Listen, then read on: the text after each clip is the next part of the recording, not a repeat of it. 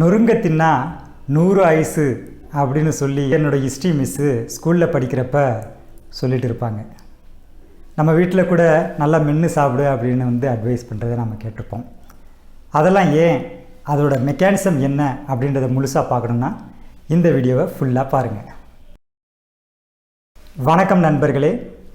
கையை தரையில் வச்சு சாப்பிடாதடா, அப்படி சாப்பிட்டா சாப்பிட்றதெல்லாம் தர வழியாக போயிடும் அப்படின்னு சொல்லி வீட்டில் சொல்லுவாங்க.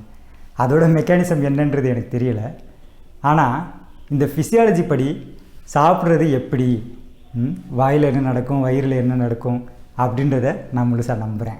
இந்த சேனலை சப்ஸ்கிரைப் பண்ணாதவங்க சப்ஸ்கிரைப் பண்ணி வச்சுக்கோங்க. ஏன்னா பொதுவாக ஆரோக்கியமாக இருக்கிறது எப்படி அப்படின்றத நம்ம பார்த்துட்டு இருக்கோம். அது பல வீடியோக்களாக சீரீஸாக போட்டுட்டு இருக்கேன். அந்த எல்லா வீடியோவுமே பார்த்து நீங்கள் ஆரோக்கியமாக இருக்கணும் அப்படின்றது தான் இந்த சேனலோட ஒரே வேண்டுகோள். வாங்க வீடியோக்குள்ளே போகலாம்.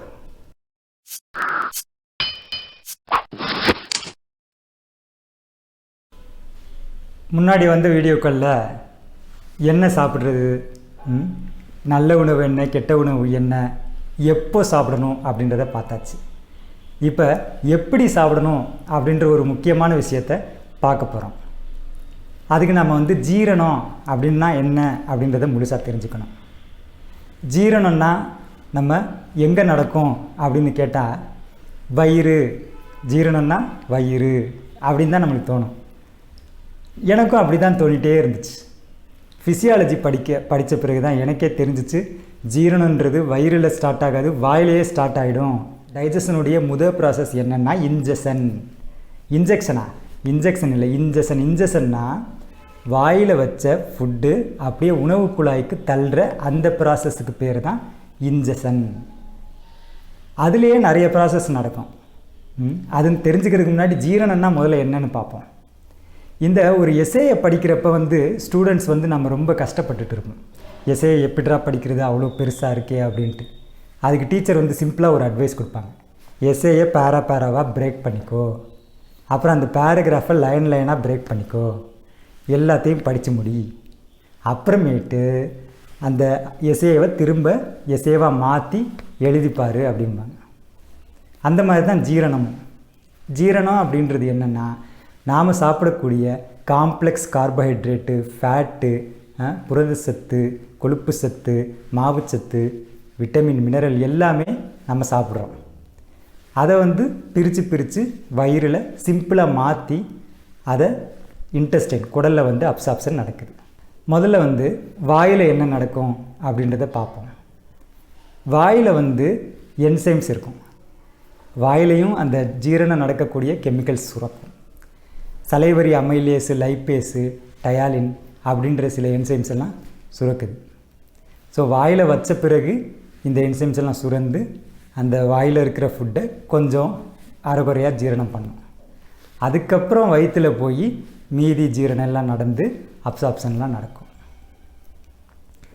இந்த வாயும் வயிறுமா சேர்ந்து நம்மளுக்கு ஜீரணத்தை பண்ணி நம்மளை தினம் பிறக்க வைக்குது. வாயு வயிறுமா இருக்கிற பொண்ணு தான் குழந்தைய பிறக்க வைக்குமா? இல்லை, இந்த வாயு வயிறு சேர்ந்தே நம்மளை தினம் பிறக்க வைக்குது. எப்படின்றத பார்ப்போம். நம்ம சாப்பிட்றதுக்கு முன்னாடியே நம்மளுக்கு எப்படி சாப்பிடணும் அப்படின்றத சாப்பிட்றதுக்கு முன்னாடியே ஆரம்பிச்சிடும். அந்த சோறை பார்க்குறது, அந்த சாப்பாடை, அந்த சாம்பார், இந்த வாசனையை நுகர்றது எல்லாமே மேட்டர்ஸ். ஸோ எல்லாமே பொறுமையாக ஆற அமர வாசனையெல்லாம் நல்லா நுகர்ந்து சாப்பாடை டச் பண்ணி அந்த ஃபீல் பண்ணி அப்புறமா வாயில் எடுத்து வைக்கணும். அதுதான் நல்லா சாப்பிட்றதுன்னு அர்த்தம். அதை விட்டுட்டு சும்மா மொபைல் பார்த்துக்கிட்டே, மொபைலில் ஒரு சைடில் வச்சுக்கிட்டு, தட்டை ஒரு சைடில் வச்சுக்கிட்டு, தட்டி எது மொபைல் எதுன்னே சில நேரம் தட்டி போகிற மாதிரி ஆகிடும். சில நேரம் மொபைலில் போய் கையை வச்சு சாப்பிட்றது, அந்த மாதிரியெல்லாம் பண்ணுறப்ப என்ன ஆகும்னா, நம்ம சாப்பிட்றது ஒழுங்காக ஜீரணம் ஆகாது. அப்புறம் நாம் எவ்வளோ சாப்பிடணும் அப்படின்ற மெசேஜ் பிரெயினுக்கு போகும். இந்த மாதிரி வயிற்றுக்கு உணவு போன பிறகு வயிறு கொஞ்சம் எக்ஸ்பேண்ட் ஆகும்.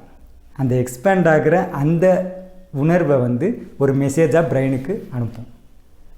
அப்படி அனுப்புகிறப்ப பிரெயின் என்ன சொல்லும், மூளை சாப்பாடு ஆயிடுச்சு, வயிறு ஃபுல்லாகிடுச்சு, திருப்தி ஆகிடுச்சு, ரொம்ப சந்தோஷம், சாப்பாட்டை நிப்பாட்டிரு அப்படின்னு சொல்லும். அது எப்படி நடக்கும், எவ்வளோ நேரம் ஆகும்னா 20 நிமிஷம் ஆகும், 15 to 20 நிமிஷத்துக்கு மேலே ஆகும் அப்படின்றாங்க. ஸோ நீங்கள் வந்து ஒரு 2-3 நிமிஷத்துலேயே இல்லை 5 நிமிஷத்துலேயே சாப்பிட்டு முடிச்சிட்டிங்கன்னு வச்சுக்கோங்க. என்ன நடக்கும், ஒரு 20 நிமிஷம் கழித்து மெசேஜ் போகும் மூளைக்கு, இந்த மாதிரி சாப்பாடு ஆகிடுச்சு, திருப்தியாக இருக்குது அப்படின்னு ஒரு மெசேஜ் போகும். சாப்பாடை நிப்பாட்டிக்கோங்க அப்படின்னு ஒரு மெசேஜ் போகும். அப்படி போகிறப்ப என்ன நடக்கும், நீங்கள் வந்து நான் எப்போயோ சாப்பிட்டு முடிச்சிட்டேனே அப்படின்னு சொன்னோடனே அந்த மூளை வந்து அப்படியே ஷாக் ஆகிடும், என்னடா சொல்கிற அப்படின்ற மாதிரி. அதனால் ஆற அமர உட்காந்து சாப்பிடணும், ரொம்ப பொறுமையாக சாப்பிடணும். மினிமம் ஒரு 20-25 நிமிஷம், அரை மணி நேரம் வந்து உட்காந்து சாப்பிட்றது தான் கரெக்டான முறை. இந்த வாயில் வைக்கிறது அதிலேருந்தே ஜீரணம் ஸ்டார்ட் ஆகுது. அப்போ வாயில் வச்சு என்ன பண்ணணும் அப்படின்னா, உடனே முழுங்கிடக்கூடாது, சியூ பண்ணணும். நல்லா 32 தடவை மெல்லணும். 32 பல் இருக்கிறவங்க மட்டும் இல்லாமல் எல்லாருமே 32 தடவை மென்னா ரொம்ப நல்லது. ஏன் 32 தடவை மெல்லணும், ஏன் அவ்வளோ தடவை மெல்லணும் அப்படின்னா, மெல்ல மெல்ல தான் அந்த மெல்ல என்சைம்ஸ் எல்லாம் சுரக்கும். அந்த சலைவரி அமிலேஸ், இந்த சலைவரி லைப்பேஸ் அப்படின்ற என்சைம்ஸ் எல்லாம் இருக்குது வாயில். அதெல்லாம் சுரக்கிறதுக்கு கொஞ்சம் நேரம் ஆகும். ஸோ அந்த நேரத்துக்காக நொறுக்கிறோம். இன்னொரு விஷயம், நொறுக்கிறதுக்காகவே நொறுக்கிறோம். ஏன்னா எப்படியும் நம்ம வந்து காம்ப்ளெக்ஸ் எல்லாம் சிம்பிளாக மாற்றணும். அதுக்கு வாய் வந்து வயிறுக்கு ஹெல்ப் பண்ணிச்சுன்னா ஜீரணம் வந்து ரொம்ப ஈஸியாக நடக்கும். அதை விட்டுட்டு அப்படியே அலேக்கா அப்படியே முழுங்குறது, மாத்திரையை முழுங்குற மாதிரி. அப்புறம் உணவே மருந்து அப்படின்றது போய் மருந்தே உணவு அப்படின்ற மாதிரி ஆகிடும். அப்படியெல்லாம் பண்ணக்கூடாது. ஸோ நல்லா மென்று அதுக்கப்புறம் முழுங்கணும். ஆக்டர் மாதவன், நாம் தான் டாக்டர் சொல்கிறது அவ்வளோவா கேட்க மாட்டோம்ல, ஆக்டர் மாதவன் என்ன சொல்கிறாருன்னு பாருங்கள். அவர் என்ன சொல்கிறாருன்னா, ட்ரிங்க்கு ஃபுட்டு, ஈட் வாட்டர் அப்படின்றாரு. ட்ரிங்க் ஃபுட்டுனா என்ன அர்த்தம், நல்ல சாப்பாடை மென்று அது நீர்மத்தன்மை அடைகிற அளவுக்கு மென்று அதுக்கப்புறம் முழுங்கணும். அதுக்கு பேர் தான் ட்ரிங்க் ஃபுட்டு. அப்புறம் என்ன சொல்கிறாருன்னா, ஈட் வாட்டர் அப்படின்றாரு. அதுக்கு என்ன அர்த்தம்னா, தண்ணியை வந்து அப்படியே தொண்டைக்குள்ளே டைரெக்டாக விடாமல் தண்ணியையும் நல்லா வாய்க்குள்ளே வச்சு கொஞ்சம் நேரம் வச்சு ருசித்து ரசித்து அதுக்கப்புறமா முழுங்கணும். அப்படி பண்ணுறப்ப அதுக்கு பேர் தான் ஈட் வாட்டர். இந்த மாதிரி ட்ரிங்க் ஃபுட்டு, ஈட் வாட்டர், அதை சிம்பிளாக பண்ணோம்னாலே நல்ல ஆரோக்கியமாக இருக்கலாம் அப்படின்னு சொல்கிறாங்க. ஸோ இதெல்லாம் எப்படி ஃபாலோ பண்ணுறது அப்படின்னா, உணவுக்குன்னு நீங்கள் நேரம் ஒதுக்கணும். டெய்லி ஒரு 3 வேளை சாப்பிட்றீங்கன்னா 3 அரை மணி நேரம் ஒதுக்கணும். 1.5 மணி நேரம். இந்த ஓங்கி அடித்தா 1.5 டன் வெயிட்டுடா அப்படின்ற மாதிரி இந்த 1.5 மணி நேரம் நீங்கள் ஒதுக்கலைன்னா நீங்கள் ஓவர் வெயிட்டு ஆகிடுவீங்க. ஏன்னா மூளைக்கு வந்து போதும் அப்படின்ற இன்ஃபர்மேஷன் போகிறதுக்கே 20 நிமிஷம் ஆகும். அதுக்குள்ளே நீங்கள் 2 நிமிஷத்துலேயோ 5 நிமிஷத்துலேயோ சாப்பாடை சாப்பிட்டுட்டிங்கன்னா மூளைக்கு வந்து அந்த மெசேஜ் போகிறதுக்குள்ளே நீங்கள் நல்லா உணவை நல்லா தள்ளியிருப்பீங்க. ஸோ எத்தனை போயிருக்குன்றதே அது மூளையால் சரியாக கணிக்க முடியாது. அதனால் நீங்கள் ஓவர் வெயிட் போடுவீங்க. ஸோ ஓவர் வெயிட் போடுறது, அப்புறம் அஜீரண கோளாறு ஆகுறது, அப்புறம் அசிடிட்டி, நேரங்கிட்ட நேரத்தில் வந்து சாப்பாடை சாப்பிட்றது, சிம்பிளாக ஏதாச்சும் ஒரு நொறுக்கு திணியை சாப்பிட்றது, சரி சாப்பாடு வர ஆரம்பிச்சிருச்சு அப்படின்னு மூளைக்கு மெசேஜ் போகும். ஆசிட் என்சைம்ஸ் எல்லாம் செக்ரேட் பண்ணுற மெசேஜ் போகும். ஆனால் ஆசிட் என்சைம்ஸ் எல்லாம் வரும், வந்து பார்த்தா கொஞ்சோண்டு தான் சாப்பாடு இருக்கும். அதனால அசிடிட்டி வர வாய்ப்பு இருக்குது. இந்த மாதிரி ஸ்டூ பண்ணாமல் அப்படியே முழுங்குறனால அஜீரணம் ஏற்பட வாய்ப்பு இருக்குது. ஸோ என்சைம் சரியாக சுரக்காமல் அஜீரணம் ஏற்பட வாய்ப்பு இருக்குது. இந்த மாதிரி பல விஷயங்கள் வந்து உணவு சாப்பிட்றதுலே இருக்குது. ஸோ எப்படி சாப்பிடணும் அப்படின்றத தெளிவாக நீங்கள் தெரிஞ்சிருப்பீங்க அப்படின்னு நினைக்கிறேன்.